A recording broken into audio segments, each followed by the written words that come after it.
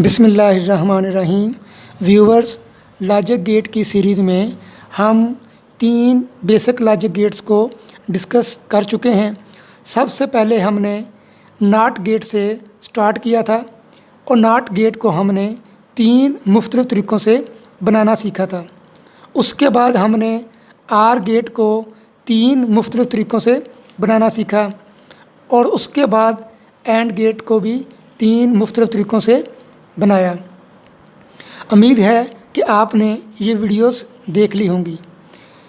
आप लोगों से रिक्वेस्ट है कि आप मेरी हर वीडियो को आखिर तक ज़रूर देखा करें। आज हम अपनी डिस्कशन का आगाज़ नार गेट से करेंगे।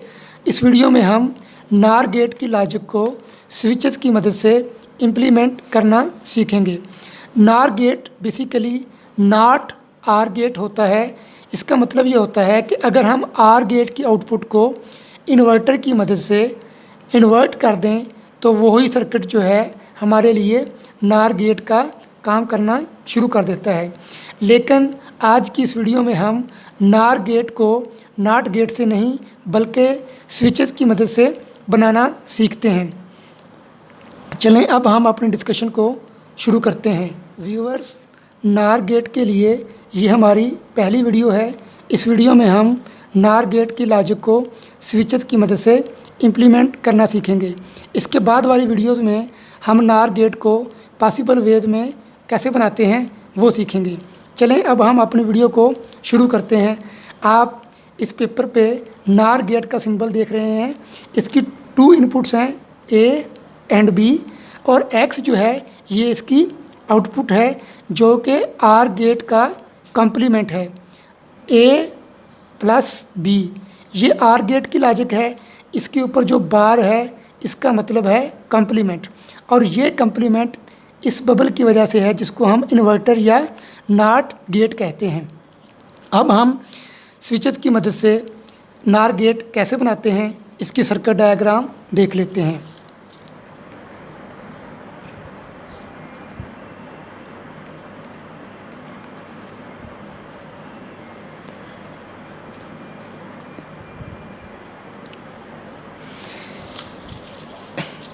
नार गेट को बनाने के लिए हमें 2 स्विचेस की ज़रूरत पड़ेगी।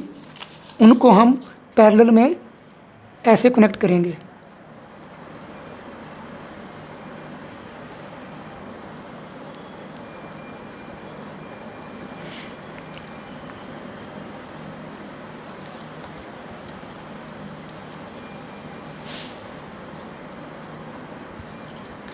इसको हम S1, इसको S2 का नाम दे देते हैं।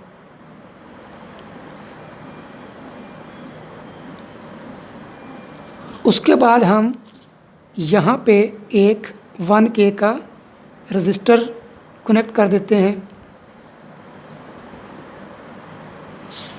और फिर इस सर्किट को 5 वोल्ट के साथ कनेक्ट कर देते हैं।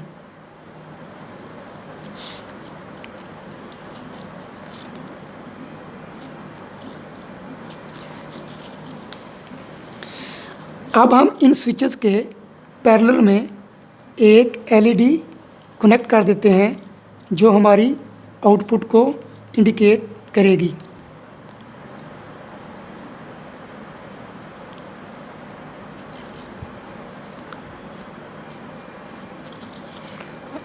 इसको हम ग्राउंड कर देते हैं।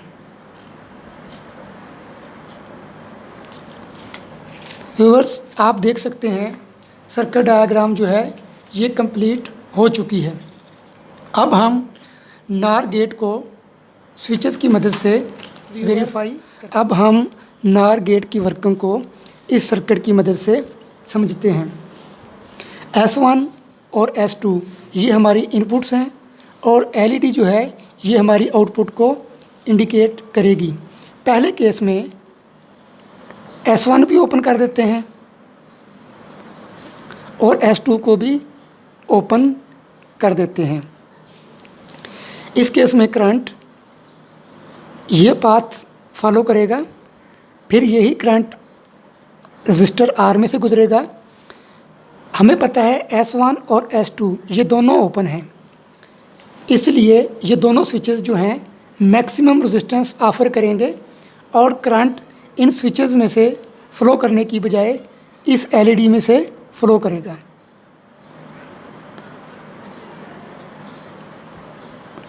और एलईडी जो है ये ग्लो करना शुरू कर देगी।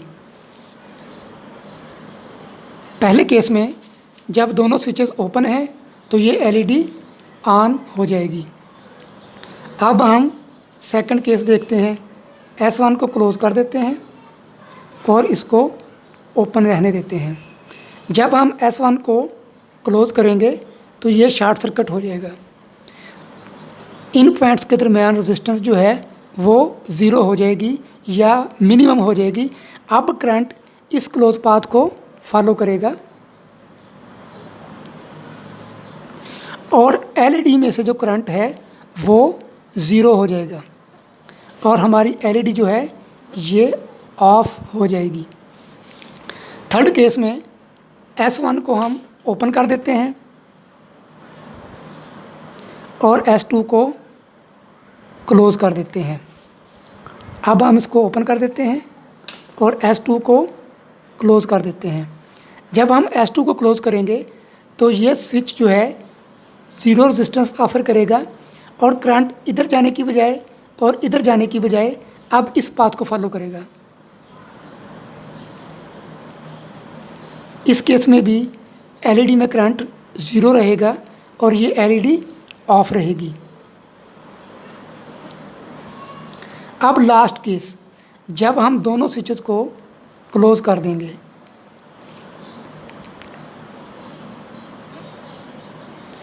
उस वक़्त ये दोनों स्विचेस जो हैं ज़ीरो रेजिस्टेंस ऑफ़र करेंगे। अब करंट इस पॉइंट पे आके टू पार्ट्स में डिवाइड हो जाएगा। कुछ करंट इस तरफ चला जाएगा और कुछ करंट इस तरफ चला जाएगा और इस पॉइंट पे आके अगेन ऐड हो जाएगा और वो करंट इस तरह क्लोज पाथ में फ़्लो करेगा।